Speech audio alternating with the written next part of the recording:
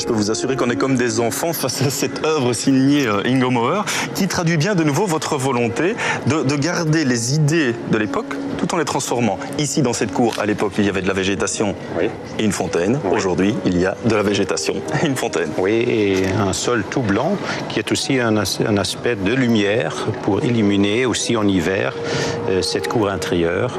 Et ça donne surtout un aspect silencieux, puisqu'une cour intérieure d'un couvent doit donner un aspect très silencieux.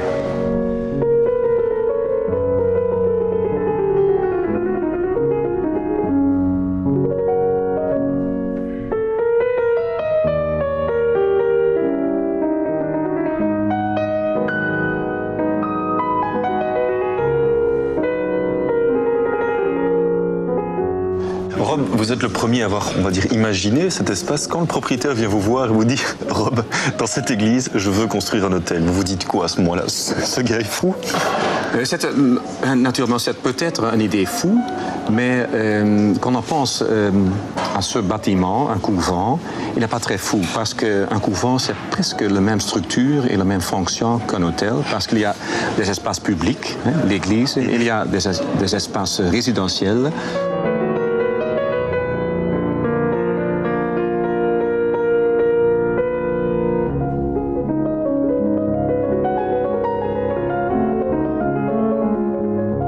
Ce qui est très impressionnant aussi quand on se balade à l'intérieur du bâtiment, c'est de se dire qu'il était en ruine, il y avait des trous dans les façades, il a fallu retravailler sur ce bâtiment très ancien aussi.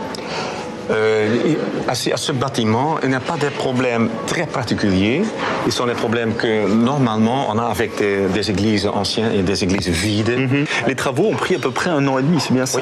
Oui, c'est vrai.